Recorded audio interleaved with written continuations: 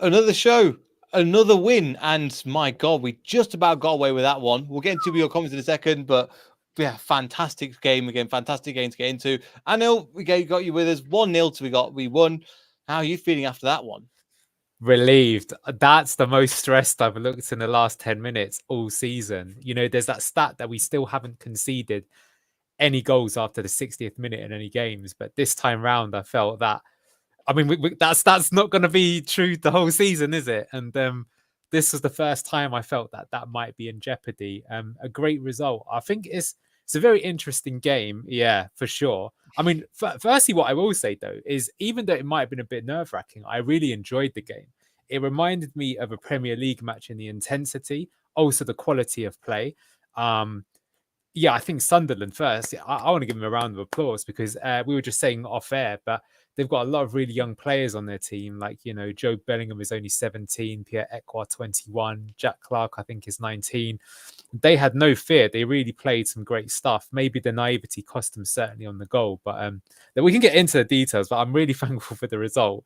That's the strongest anyone's turned up at the King Power all season, even better than Coventry in the first game of the season. They really took it to us at times. Yeah, exactly. And I think what they did and how they came at us was from minute one was just incredible, which was great to hear. I mean, we'll get into some of your comments in a second as well.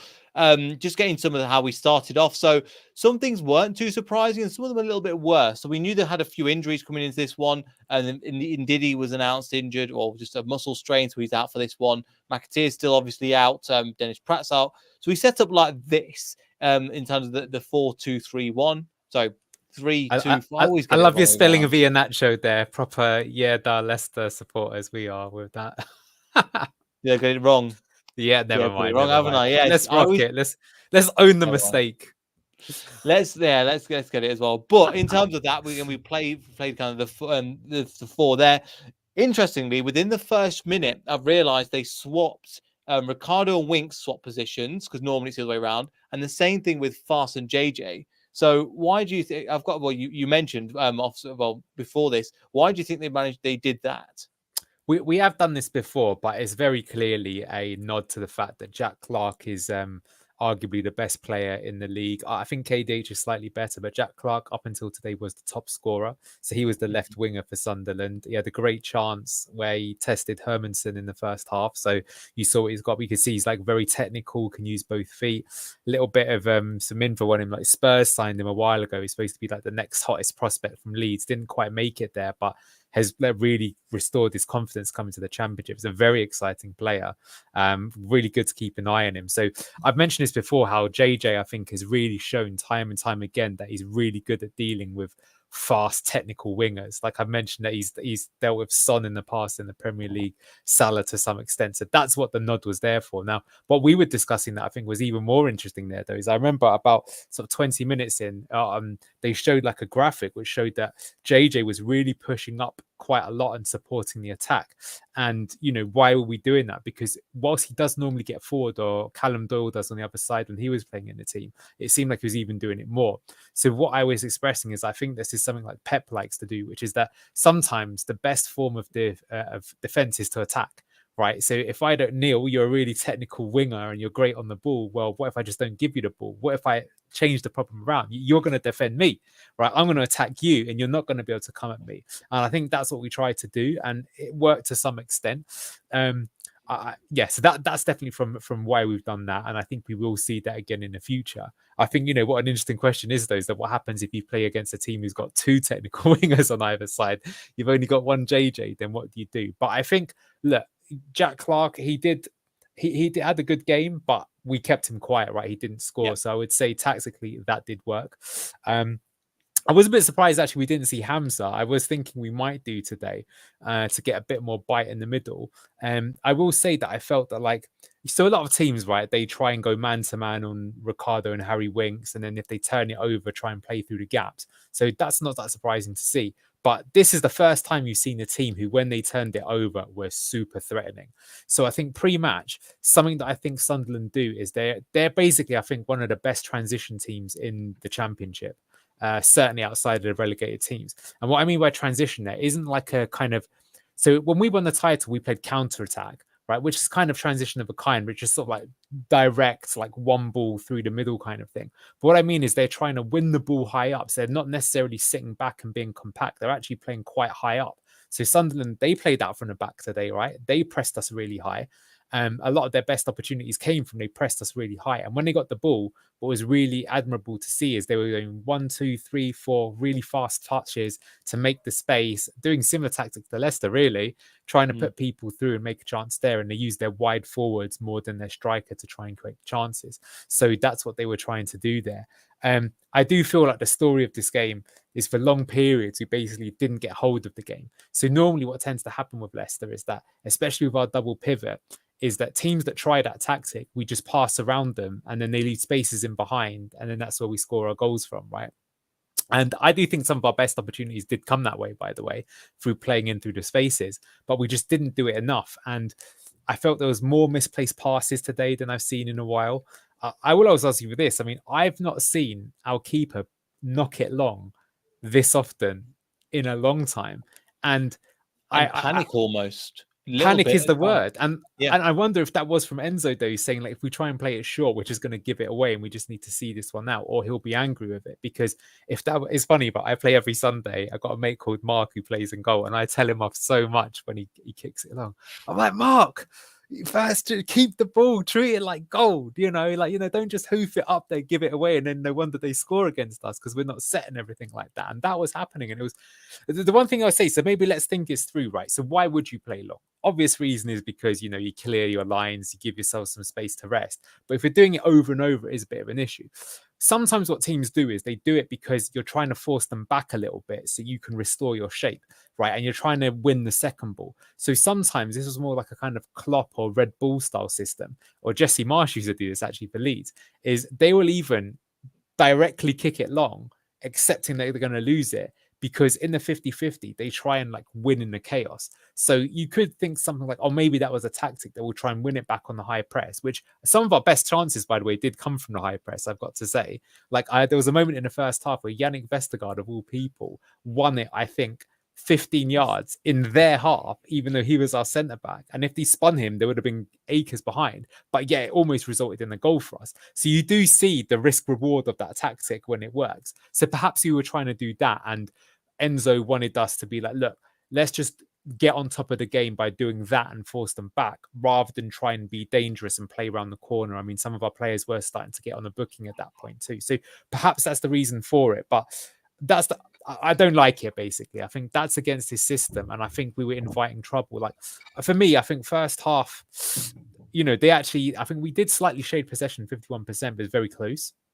Second half, I felt the first 15 minutes actually was much more the Leicester that I know and recognize from this season. We had so many good chances. Cassidy, he could have scored twice. He really 3 times. Yeah, I actually think he had a solid game in the end. Let's talk about him a bit later, because I think he's someone that fans often talk about. So yeah, we could have wrapped the game up. Kel, he should have scored when he had that opportunity, and he wasn't his game today. It wasn't, and he scored 4 in a row, and he just missed every opportunity. And it's just he goes through these waves. And by the way, he's gone on such a high of recent. I think his goal. I'm trying to find his ratio at the moment. But it's ridiculous. Nigerian Messi probably at the moment. Yeah, his goal conversion rate is 33%. Wow. Goals per 90, 0.78%, 0.78. I mean, it's incredible. And considering he's not even the play, he will play a 50-50 role at the moment with Jamie Vardy. And again, just looking at the tops, obviously he's got 6 goals at the moment and 33% conversion rate. But today just wasn't his day, I think. And we're just gonna have to accept that. And then what do? You take him off, you bring on Vardy, who looked solid when he came on. He's really a lot faster than I was expecting. But yeah, just on Kel. So I guess my point is that I think if we'd have put it to bed and scored another one in that 15-minute window, it probably would have been a very different game, and I think we'd have run away with it a bit more. But in the end, it was close. That said, they had like a stonewall penalty that wasn't given in the first half. So I do think we have to acknowledge that we got a bit of the rub of the green in this one, even though I've got a feeling that the XG will probably say it was a fairly dominant performance. I'm going to look that up in a moment, because just, what we mentioned, Patterson was probably still man of the match, I would say, even though it was only 1-0, because Yeah. he made some ridiculous saves. Fair play to him. Like, you know, in the first half when Nacho hit the post, I think a lot of people were like, oh, Kel should be burying that. But if you look at it, it's actually a great save. So I think it's a bit harsh to sort of say that, like, you know, it's all on him. And Mavadidi almost came close as well. And yeah, it's good there. But then, yeah, what was I think a bit unusual though is that, like, so I think first half Sunderland played high pressing game. They really were taking it to us, but that is going to leave your team tired. So I felt second half it looked like they were tiring out, and I thought, okay, here we go.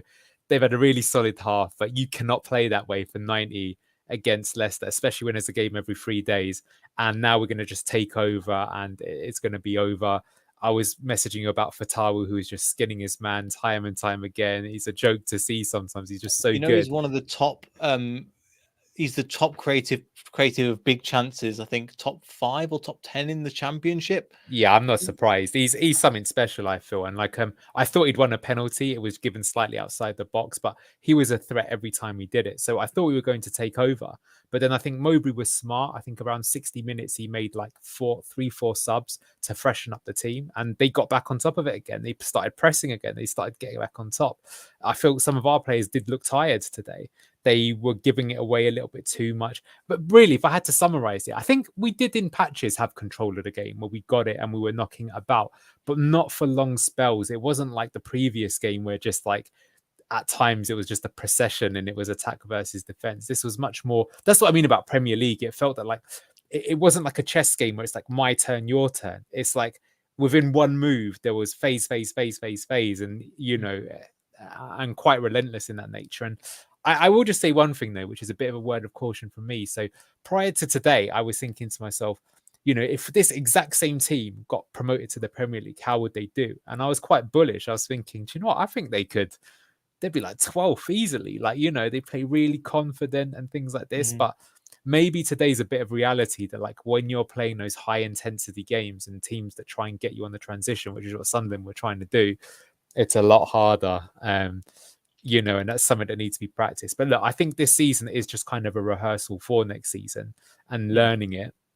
But yeah, I think for me, the takeaway then for a squad is we've got to look at when we're under pressure, how can we just break through that and play our game and still be confident to play the passes and knock it around the corner? Because if we're just going to be kicking it along all the time, you're going to lose games. Yeah, and I think it does help. I think this is the first time as well we've had I can't remember, 2 back-to-back games where they've really come at us. I mean, the only 2 I can think of in terms of that would be Norwich and Sunderland, Norwich Southampton. But you compare Norwich and Southampton, Southampton and Norwich compared to Swansea and Sunderland. There were levels between both of them in terms of the way they were pressing, the way they were attacking, the intensity, especially with Swansea in the first half. And then I was just really impressed. You mentioning something as well, the Vestergaard against Steph. Before Mavrididi hits the post, Vestergaard puts the ball through and then charges into the box. Something that I just absolutely that can't was believe. amazing to see, though. That was did you see there was an interview with him actually on the Leicester City channel, and it was great. We'll come to Yannick in a minute. I just want to share this. This are the stats. Maybe I can zoom in here. I've got them up on my side on the Sofa Score if you want me to get it up. It's up. Can you see this? If you can go, let's go yours. You do yours. You do yours. Yeah. Let's have a look. Yeah, let's do it. Let's do it professionally. It's okay. No, it's not. It's just I've got it on dark mode as well, so it might be a bit easier. Yeah, that's good. Well, what I'm seeing here basically, Neil, is that like, you know, it wasn't much XG for the actual game, which I was surprised at. Well, so this is my point. So what I want to say here is I think this shows you that this was a close game. So we still edged it on XG. So actually you could say that we got the expected result. But look at the ball possession. That's really close. That they've had more shots than us. Move it down. How many were on target or block shots? So yeah, look at that. You know, so they had more corners than us. There's not many teams that have done this season. So, you know, we made a lot of fouls, which was indicative of the fact that we had to kind of like pull it back and, you know, stop them from doing it. So, you know, that was a very tricky game. They played very well there. They deserve a lot of credit. At the same time, I mean, it shows us that like we're relentless, right? Another win, 36 points now. So that's great to do it. And we got the job done. So still a lot of positives to be said there. And yeah, look, I think there are some, yes, let's go back to that Vestergaard. That was great. I think he still had, Did you see there's a really funny moment in the first half where he smashed the ball, it hit Cassidy, and the And he look he gave complained. Cassidy, and it was like, but that wasn't your fault. But it made me laugh. That's like, you know, when it's like, even though it's your mistake, it's like, you're blaming someone else. It's pretty hilarious. Yeah, for me, it's like he's transformed into a completely different player. And I think Gary was mentioned, shout out Gary from the chat as well, was mentioning that this is an example of a great manager.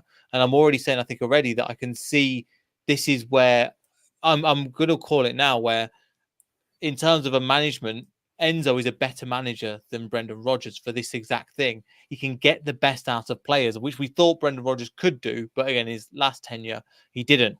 And this is a great example of, again, Vestergaard. And he performed, I think he performed fantastically today. I think there was a couple of players I think were a little bit off it. I think, to be honest, I'm not trying to say they were rubbish. Ricardo was a little bit off it at times, I think, today. And another player, Nacho, was off it today. But I want to focus more on the players that were and fast at times. I think Yeah, he did well, but his mistakes he's sometimes he's glaringly obvious. he's always got a mistake in him. That's his Yeah. issue, and that's what I have to say with Fast is that I've always been a bit questionable of him when we are in the Premier League, because he is a player that can play for 90 minutes, great for 80, but then you concede, and it's because of that mistake. And I heard that happened to him for the Belgian national team as well. He just basically takes a lot of risks, and that will be something to think about, you know, going forward, because, you know, at the elite level, that can cost you. We get away with things here where, like, you know, players or teams don't really take the opportunities so well. Although I've got to say, I don't really think of a like clinical, clear cut. They should 100% should have scored opportunity that Sunderland had. Yes, they should have had a penalty. I will give them that. But again, we've said that Patterson saved with his feet multiple times. I mean, There was another bit where Bellingham had a free header, and there was two people on that left hand side.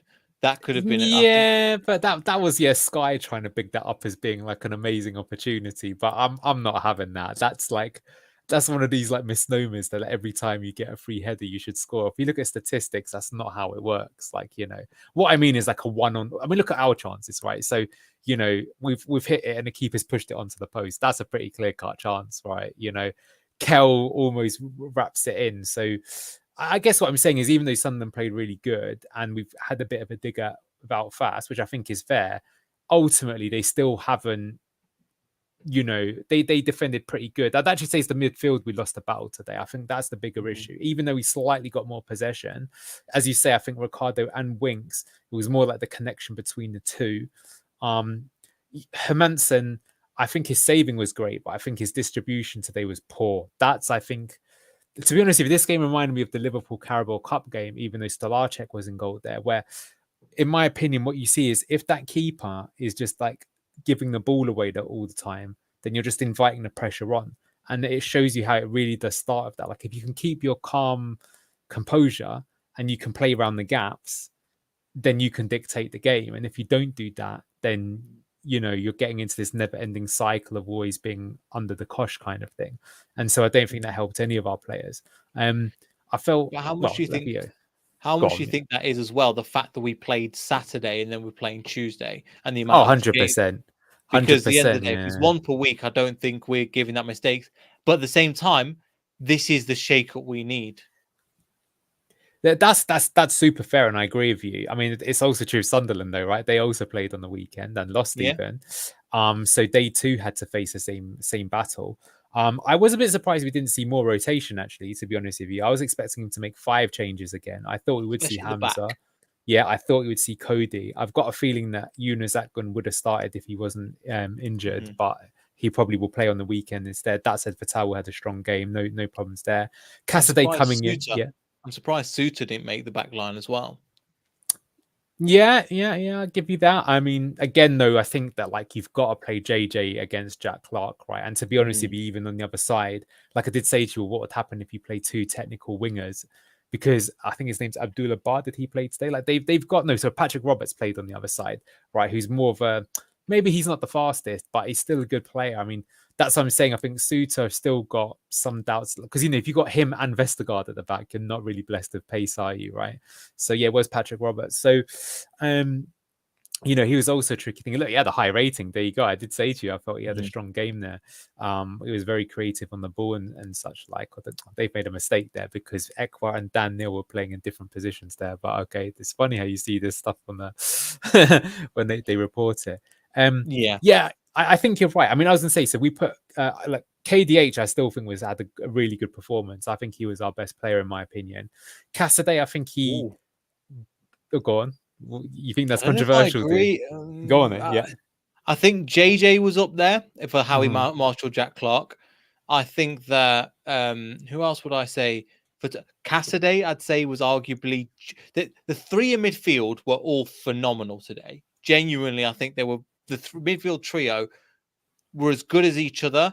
I think because Harry Winks sets the levels are fantastic. KDH kind of does the same. At times his passes a little bit, and I've got a little bit of a query, but I know he scored from a set piece. I do question his set piece at times as well. If I'm being critical, because it sometimes just doesn't deliver the way maybe we're used to.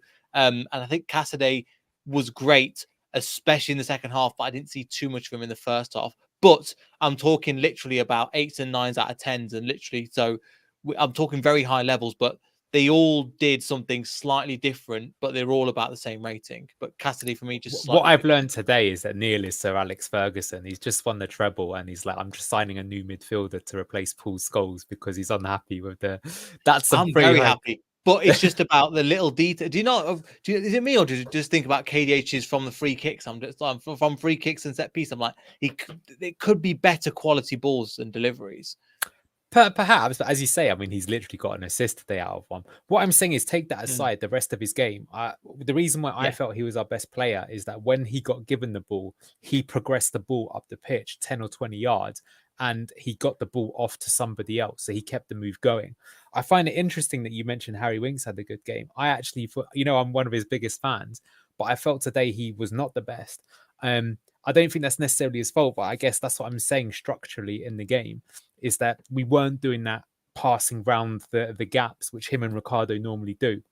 So what I'm saying, and this is a bit similar to the first half against Preston, is that like what was not happening as much is the ball wasn't going like Hermansen, Vestergaard, Winks, KDH, striker, chance. That kind of connecting path wasn't happening as much, right? It was breaking down. It was more going into Winks or Ricardo, then coming back to the keeper, and then the keeper's having to go long, and then we lose it. So I don't think that connection was working. I think Caste was quite good. You're right, first half, he was a bit indifferent to begin with, but he grew into the game. I think Enzo probably did get into him at half time. I think what I think was really good is he started sorting out his feet a lot better. So I think the criticism I've heard of him is he's a bit kind of clunky. Like people are expecting to see a much more technical player He does because he's slow down the ball. well, but I felt in the second half he didn't do that as much. I Not in felt in this this. game, but I'm saying previous for the Yeah, yeah, people that. yeah, yeah, yeah. That I agree with. So I think he improved on that a lot in this game. He kept it going. And so yeah, what I think was good is that when he did receive the ball, again, he was making it move rather than it either sending it back the other way or worse, losing it, right? So that's your kind of three things you need to be in the team. Like the best thing you can do when you get the ball in the Leicester team is you actually make it go forwards, right? And you're creating something and you're popping it off. Okay is if you kind of make it go sideways or even slightly backwards, so you retain control and you keep the momentum. And the worst thing you can do is you somehow, numbskull it and you lose the ball and now your team's in trouble. So I think he was good there. I think he was really I mean, I love that chance he set for Iheanacho where he was unselfish and that lovely little head down, and that would have been a great goal if it went in. And they were looking for that. So I Run, think, the yeah, timing of the mate, run as well was what when Enzo mentioned that that's what he would bring to the team. That's what I expect to yeah. see a lot more of. And it's not because he's been bad. He's been not the level we wanted to, but also Wilfred and Diddy has been sublime. Yeah. Yeah, I mean, I do sometimes feel, did we miss Wolf in this game? I don't know. I think Castanian was pretty good. What I've learned is that haircut's got to stay because clearly that's what's given him his powers. So, yeah, keep the buzz cut, Cassidy. But that was good because I think a lot of people have said, like, I think even it had been said in one of the previous guys, didn't we, when we did a cast, saying how Mike was saying how, Cassidy was the one he felt out of all the players we signed hasn't really shown much. And today, though, I felt he was one of the stronger performers. So that was good to see. And this was a real baptism of fire for him. especially given that like he was against the other young up and coming midfielders of the championship. So you can see where he is, and he was probably one of the better ones in this game. Yeah, and it was the conviction for me as well. Sometimes what was impressive about Casadei, I've criticised him as well, where he's not looked slow on the ball, but also he's not tracked back. He's not quite marked his man. He's not come back into the space as well. I thought he did that a lot better in this game, Yeah. especially in the first half. He was tracking his run. He again more of that. The team works when everybody works together. And it wasn't that Casadei was a bad player or anything. It was just he wasn't on the same wavelength as everybody else, both in attacking and defending sense. So I think it clicked today, and I was thinking, boy, this is a great player. And I think the chances he missed again, Patterson deserves so much credit, but yeah, he was genuinely could have had a hat trick of chances if Patterson was, I'd just say, another championship keeper. Yeah, I agree. That's certainly the best. And it wasn't just his saves, like he was playing it out from the back as well. Very brave performance for him. So I see a bright how future. we play. Sometimes it will go to the defender and come back to him, and then he'd pass it out. So we're doing the 1-2s there as well. Because I'm seeing it because we're doing it. I can notice Yeah. It's much more obvious now when you see it. Now I think Tony Mobley, I mean, that's amazing to get such a group of kids playing that way. It's really good. And I think maybe that's just we were saying, I think off air, or maybe we said on here, but like their naivety. I think if they had one or two more senior players, especially at the back, they could be quite a force actually. You know, just need a striker. If they had any Iheanacho or a Patson Daka in the team, they're formidable. Yeah, I think the Sunderland fans would agree with you. Although I would say, you know, I don't really see them playing it into their striker to make that many chances. I felt like their chances came more from their wide players. So, you know, I mean, it's a bit like how when Liverpool, who I think they're based most around, and I'm talking about like the classic Liverpool with Bobby Firmino. And if you think about him, he wasn't the goal scorer, right? The goal scorers were Salah and Mane. But he was still important to the team. So that's why I'm saying how sometimes you don't necessarily have the striker that's like amazing at scoring goals to be an effective team. I mean, I don't think that they lost it because of that, to be honest with you. I mean, I think, you know, like even before we scored off our corner, that was the first opportunity that we made.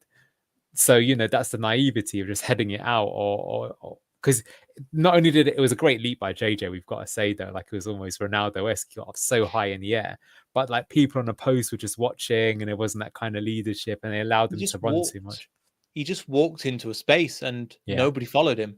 And again, great header. I think deserves a lot of credit, as I've said. Terrible defending by Sunderland, but great header by JJ. And I think that kind of that's what I took from it, because there was just space, and it kind of reminded me when we used to defend corners, because it's like, bloody hell, how did we get away with that? Because it just looked like no. And considering how well they played for the rest of the match, they'd be absolutely gutted that is the point that's going to lose. They're not going to get any points. So that's my point. That's my point, is that they'll be looking at, if I was a fan of them afterwards, you'd be like, wow, this is like the best team in championship history, supposedly. We've gone there. At times, we've absolutely played them off the park on their own patch, and we've lost a friggin' set piece goal. That's like one of the most frustrating things, isn't it? It's like if you score in the like previous game, they lost to Stoke 2-0 as well. Yeah. I think it was 2-1, but yeah, they still lost to them. And yeah, again, they conceded off a set piece, so that will annoy them. And that's what I'm saying about the naivety. Yeah, well, that's true. That's Austin as well. So shout Austin. Oh, is he? Austin knows exactly. Yeah, you can bring him on. But yeah, that is good. I do have to say that's something that's really good that Maresca has sorted out there. And also we've been scoring off set pieces. It was, you know, prior to the season started, like Fast has scored off a set piece, now JJ off it. So we've done it. Although, as you mentioned, it is kind of funny how I still feel that if we take 10 corners, 8 of them are short corners. Do you notice that? And then this one was just a nice, Yeah, so Fast was actually a short corner against Blackburn, I want to say. That was a short corner. Fatal was the one with the assist.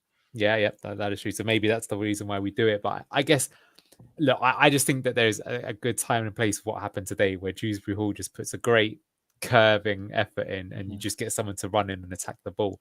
Because I especially think when you've got Yannick Vestergaard, why are we not trying that a bit more? But, you know, maybe I'm critical. No, it's a good point. And I think as well, we're getting the opportunity now, but obviously I think maybe he's the obvious target and he's not as mobile. With somebody like JJ, with somebody like Fast, they can get around the pitch there. That's true. It's more of like the totem pole, and everybody goes towards that in terms of that's the main target to go towards. He's the But magnet, yeah. yeah, and then that's what I'd look at. Who's the tallest? Right, mark him. And in the same way that, when Jamie Vardy used to play, he'd take two defenders with him, which leaves room for the people. So I think in that one as well. I think we've touched on pretty much a majority of these ones. One person I want to mention, actually, for Tao as well. I think today he's growing better. I know you mentioned him a little bit at the beginning, and I think Austin mentioned there about, again, Casadai, some of the people mentioned about for Casadai as well. But for Tao, I think today was he's growing into his role on that right hand side, and he just looks like he's enjoying football. I don't know if you see his interview after he scored his first goal, and him and Ian He Asher looked just so like best happy, mates. didn't he? They're just Yeah, brilliant. Yeah. Yeah, a really likable guy, I've got to say. I mean, yeah, it's really funny. I remember going on Reddit when we signed him, and I was asking a lot of the sporting fans, well, what do you think of this player?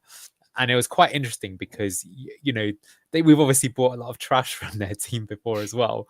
And I remember them telling us, like, Slimani's got a touch of a donkey, but he does score goals. So if you're looking for like an effective clunker, he'll probably be okay for you, is what they would say, right?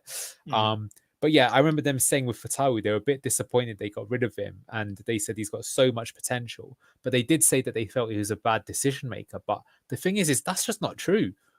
That's, I think, been the most impressive thing that I've seen. So, like, what I was expecting from him is to be like really greedy with the ball. He's not. I was expecting him to like run down blind alleys when he should just pass the ball. He doesn't do that. Like, I do think that since the international break, what both him and Mavididi have done is they've simplified their game. So what they do is they beat one man, and then when they beat the first man, then they look to get rid of it after that. So rather than trying to beat 3, 4, 5 players, because they realize that's their job. Because as soon as you beat one man, structurally, it's a mess, and we can score from it. And he did that time and time again. And yeah, most of the time after he got past the man, he did find someone with it. So the end product was there, or he didn't lose the ball again, like I say. So that was really effective. But for sure, you've said this. I love the word you used, explosive. That's what he's got, right? And I said to you, I feel like he will be able to do that even at Premier League level, because that's something that I feel like you're either born with, or you don't have that ability to go 0 to 60. And not many, what can you do? You can't really defend against that when someone does that and does the jink. So yeah, but his decision making is great. I think he's going to explode at some point. He would be a player, I think, who could, like, how many goals and assists will he end up with at the end of the season? I don't know yet, but I've not seen enough. I think his role as also he's playing. He can also cut inside, which I've noticed a bit more, as well as going wide. And it's interesting you mentioned, because that's something that Enzo mentioned in the post match, I think, to Swansea, that he worked specifically. He mentioned with Marco Brighton, he mentioned Mavididi, and he mentioned Fatal. The fact that he walked with M3 and goes, "I've been working with the wingers on a one-on-one, which what I love, and I've been telling them how to perform better." And I think even Mavididi didn't have his best game today, in my opinion. But there was times where I think before 09 put a challenge in, he was sprinting through the middle of the pitch. And again, as you're doing what you do, trying to take on everybody. But he didn't do that a lot more. But I think he had a bit of a weaker game, but I'm not too bothered about that as well. He was okay, but I think that's a great example then. So that is kind of running down the blind alley, because he didn't get fouled, not in the championship standards anyway. And at the end of the day, what he's done is he's lost the ball there, right? He hasn't given it out. So that's what I'm saying. Whereas Fatawi's not doing that, is that he probably would have beaten a man and then looked to get rid of it and then play the 1-2. So he's there for the supporting thing. This is what I'm saying, is like, there, if we're to be critical of Mavididi, it looks really cool. It looks stylish. I was out of my seat going, come on, right? But ultimately, he's lost the ball. Whereas, if you make a slightly better decision and it means that your team's in and you score, what's better for the team? So maybe that's something that he's got to be a little bit less individualistic. At the same time, though, when you have a winger, you don't want to completely coach it out of them. Like, I remember them saying that, like, say with James Maddison, they knew that he had a touch of arrogance, not just a touch, but quite a lot of arrogance about him. But they were like, we don't want to coach that out of him, because that's what makes him special. It's like, we don't just want him to be a sideways and back passing merchant. Like, when I play football in real life, that's totally what I am, by the way. You want someone to, like, There you go. Wow. Yeah, but anyway, you know what I mean. So you need to keep both elements of it, because if you don't have that confidence, and that's what you're in the team to do, is to be that X factor. So yeah, I agree. Though I don't think he particularly had a maybe an indifferent game, but if I'm being honest, I don't think we serviced him enough. In the first half, he almost scored. I do think that, and even then, it's a bit harsh what we've just said. He's run past everyone. If he beats that man, he could be completely through. So, you're allowed to do that once or twice a game.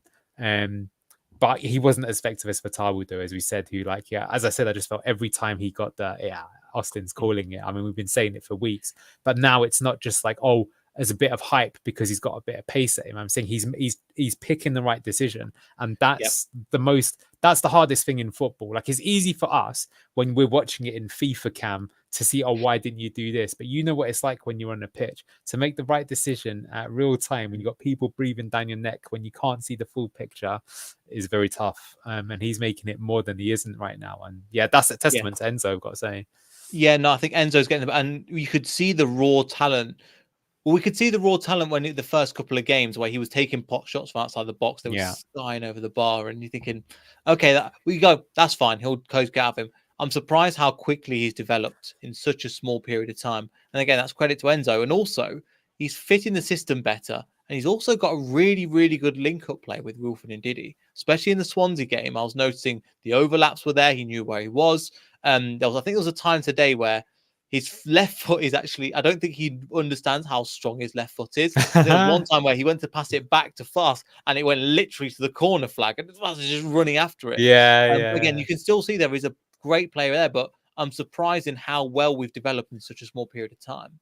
Yeah, well, he's an exciting one for sure to look on. And then, yeah, just going back to Cassidy, I mean, that's great. If he plays like that every time he comes on, he will be welcomed here.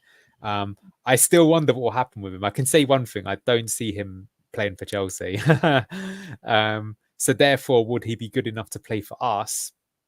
He's got a lot to do still. But if he played like that every week, maybe he'd have a chance of doing it. But you got to think about who's in that position, though. If Wilfred and Diddy keeps performing like that, Keenan Dewsbury Hall's not letting up anytime soon. Yeah. Dennis Pratt's got to come back from that position. Eunice Atkin could come in there as well. Yeah. So we've got that position is stacked with a lot of quality. I thought that Casey McAteer could play that, but I think it's now Eunice is probably going to play that number 8 instead. Well, we'll see. I mean, Eunice did come on the wing last time we played, so I don't know. I wouldn't put anything past Enzo. Let's although I will say that it does now feel like we've got almost like what our strongest 11 is, which I think is what we started with in the last match. I feel that's, maybe Casey McAteer starts if he's fit, but I don't think he is, because I think that even though he scored a lot of goals and he's like really smart, intelligent player, you can just see that Fatawu's got like the raw ingredients, the higher ceiling, as we say. Like, he's got the things that you can't teach. I feel like McAteer is almost like he's maxing out already. Not in a bad way. It's quite impressive how good he's become. But it's like you don't really... I don't want to be harsh, though. I hope he surprises me. I get what you mean. Fan of his. Yeah. I get what you mean. And also, but I think what's different about McAteer is his movement into the box. He can see a run and there's a way of... I don't know how to say this without saying the other one's bad. I don't like the kind of, before it was like Ronaldo versus Messi. It just turned into a slander match with who's the worst instead of they're both phenomenal players. I think they both bring different things to the team. Team Messi. Yeah. But they both bring different things to the team. And I think, of course. And the arriving in the box is something that McAteer does better, and the explosion was something that Fatal does better. So it's a good problem one to have, as they would say. Yeah. Oh, yeah, phenomenal problem to have. And we've still got Will Alves, who's been training with the first team this week as well, that's come back as well. In terms of that, I'm just looking at other bits. Yeah, Cassidy hit the post. I'm trying to think of other bits in terms of that. But overall, I was surprised that Sunderland didn't tire after like 70 minutes. They kept going and they kept going. And I think even Leicester fans, even the Leicester players were surprised that the intensity continued, because you thought they made the subs, right? They made the subs. That's the key thing. At one go, I think. Well, and that's exactly what you would do. So, I got to say, Tony Mowbray is someone I knew who he is. He's a fairly legendary manager, but I wasn't too familiar with his style. But that's extremely impressive.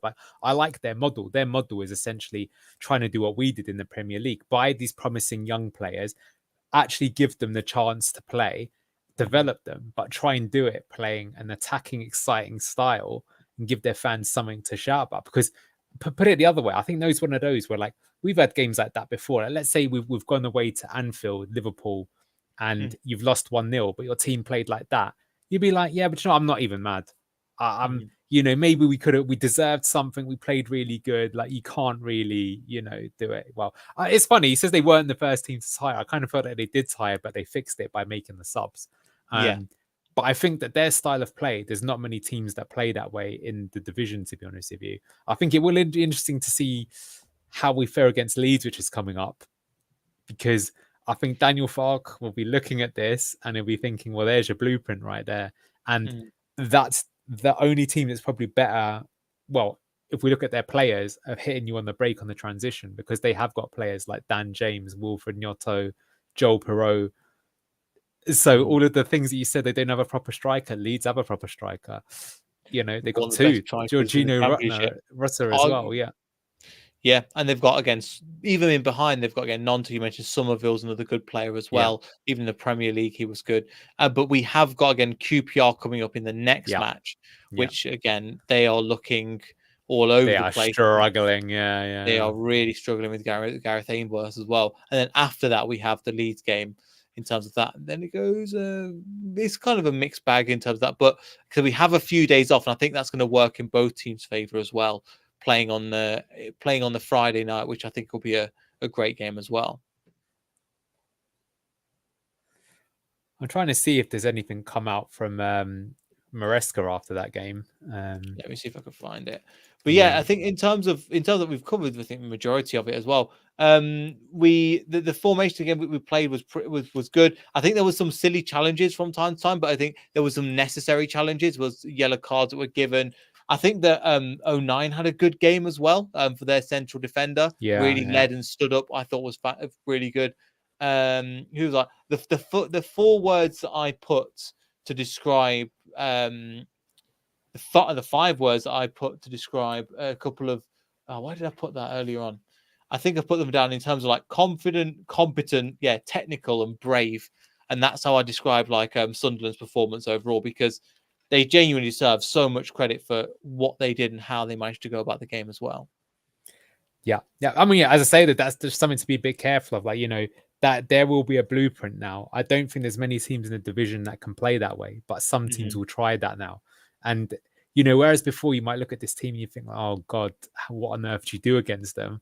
Now you'd be thinking, well, there could be a way to do it. So I guess what I'm saying is that even though I'm delighted with the result, I don't think it's a bad performance, but I think, just that is like a little bit of a wake-up call, I guess. Like, I think if we were to play like that, would we beat Leeds? We could do, because we've still got a good team. We've still got the quality. But I guess I'm thinking ahead as well. Like, I really want to see this team obviously back in the Premier League next year. What are we going to need to do to fix it? And so let's see what happens. I mean, so far, Maresca hasn't had the sticky patch. Maybe he won't get a sticky patch at all this season. But no matter how good a manager you are, at some point, you're going to go through a little bit of a run. And I will be curious as to if and when that happens, that hopefully it's not for a long time, how we kind of deal with it. Look, the yellow cards are now starting to track up. I think, look, to be fair, you mentioned, so let's just talk about QPR game quickly. They are really struggling at the moment. So it might be cocky, but I've got a feeling he will put a lot of changes in for that one. I think you will see Cody. You could see Suter. Interesting that Patson Daka came on at the end here. So, you know, I still go absolutely crazy, but it wouldn't surprise me if there's 5 subs even. The reason why is because what's the game after QPR? Leeds. And that's the one they're looking at, because they're starting to catch up the pack. If I could bring up the table as well. They're in third, and they're kind of carving their own in terms of third as well. It's becoming a bit obvious in terms of that. Well, look, even if we lose the game, though, it's not the end of the world, right? But I think it's not just that, though. But it's like why I really enjoy today's game, even though maybe I've appeared quite negative on it, is that for me, I could have, if you'd have told me that was a Premier League match tonight, I'd have been like, I could believe it. Because it's kind of like end to end, team playing on the transition, teams trying to play out from the back, fairly high quality. That's the standard. That's the standard we want to get back to, right? So when we play Leeds, again, regardless of what the result is, literally they were a team that went down with us last year. They have a very good chance of going up. So again, it's a great test for us to how we do. If we get promoted next year, the teams that we'll have to beat will be the other 2 teams that come up with us, plus 1 other team to stay in the division. That's how it works, right? So that's why it's now, of course, all teams will strengthen between now and then. But that's why I think it'll be a very important. Actually, I think the performance is more important than the result in that case. So that's maybe here where, look, to be honest with you, the stats still say that we were the better team in that game. So at the end of the day, the right team won it. So that's good. But I'm just curious as to what will happen there. I'm with you, and I think at times when we were playing, there was, I know it didn't lead to, I think there was one bit where it came from. We played out from the back. We managed to break through. I've had a bit of, let's call it beautiful football, because it was some of the football we were playing was, I think it was later on, even like 59 minutes again. Nacho just misses the ball, but you still had, like, I think it was Harry, it started from fast and it went to Winks with a beautiful run. Cassidy, brilliant ball over. Fatal taking a man on, pass it across. Nacho just doesn't get there. Oh yeah, But that was a lovely move. That was, I'd it? say, it was an absolute beautiful move, and I just wished it got finished off, because that would have been on the highlight reel for quite some time. They had moments like that throughout the game, in my opinion, that we just couldn't find. And at the end of the day, this is the kind of thing, if you can play well, you can do what you ever do. We got the 3 points, and it's all that matters in the end of the day. The keeper had an absolute amazing game in there in for them, but we got the points, and that's all that matters at this level, because where we're going, and just the run keeps going and going and going, it's only going to get people to, it's a upward cycle. The momentum is building, the team are buying into the system. I'm with you. The only thing I was disappointed at, we didn't make more substitutions, but I understand why he didn't, because he's trying to A, save it because we've got some time for QPR, and B, because potentially because of injuries as well. We don't have the right players to, like, you can't just go, oh yeah, player come off and go against Jack Clark for another 30 minutes, because it's not going to happen. Yeah, I don't have any criticism about that. Yeah, I'm just looking at the table now, and it's bonkers because Ipswich had the game postponed and haven't played tonight. We're 8 points clear of second place. Ridiculous. 14 points clear of after 13 after 13 games to be 14 points clear of third position. Do you know what it is? It's like if you play Football Manager, you'd actually have to save scum in order to get those things. Like you'd probably report in QA that, like, there's a bug with the game, that Leicester are OP in this thing. So very good to see. So look, I think we should leave it with that. That is a great sight. Roll on the QPR game. Yeah, I'm looking forward to it. Yeah, I think that's it. So yeah, appreciate getting coming on. I know, again, really appreciate you coming on. Anything you'd like to plug or anything like that? Nice. Plug Enzo Maresca's Fantastic Foxes. Come on, you Blues. Let's see if he's got a response at the moment. Is he put something out 8 minutes ago? 8th consecutive victory. Actually, let's put this graphic up just before we got on pace to get 127 points. Austin says absolutely mental. That's ridiculous. Only on pace to get 127 points. Unbelievable. So one thing that Enzo said, big win tonight because we get the players we played different. These players showed character in it, and showed in it. I like the word character in this sense. Show what we can do in different ways. Most of the game it was controlled, worked hard. I'm really proud of the players, and so very happy for tonight. Kind of as to be expected.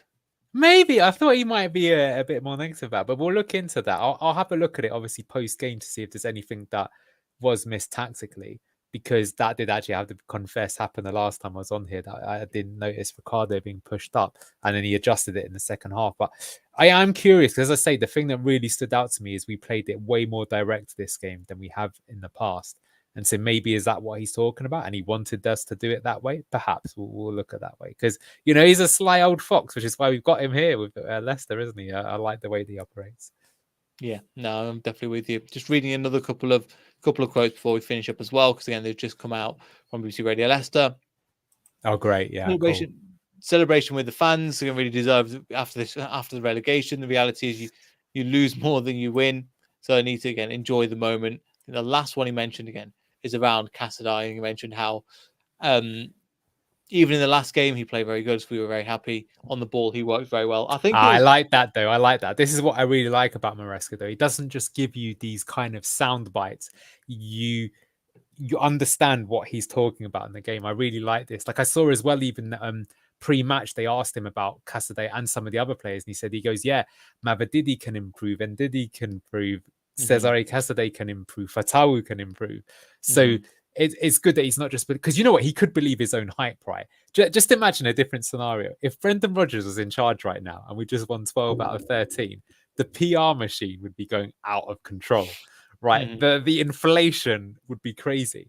But I like it that he's still got to keep the players grounded, you know, almost Ranieri-esque in that sense. But yeah, that's what I said to you. I felt that like this time round, when he received the ball, the play developed. It wasn't that it just got stuck and it broke down. So you already see that kind of stuff, and I'm really curious to see that. Like I say, you do notice these tweaks. Austin's called it out, you know, saying both Fatawu and Casadei had their best games. Again, Fatawu really developing the ball. He's productive with it, right? And you know, maybe it's not even, it's going to probably sound outrageous, but look at the way that Jack Grealish's game changed when he went to Man City. He had a difficult first season. Second season, they win the treble. And it's because he realized that in that team, he's not just there to be banging in like 20 goals and 20 assists. It's not just pass to Grealish and win the game like it was for Villa. He's there to unlock it. And he doesn't need to be the hero. He's just got to do, you know, less is more often. And it kind of reminds me a bit of that in that sense as well. If you look at the way that Grealish is used there as well, he's very good player, the way he's done it, but it's a bit different the way that he's used. Yeah, and it's just about, again, molding to the system and understanding what you're buying into. And that's what we're doing. That's what he's doing at the moment. But again, I know, again, thanks so much for going on. Again, everybody else will be live, hopefully, after the QPR game. Like, subscribe, all that good stuff. We'll see you all in the next video. So goodbye.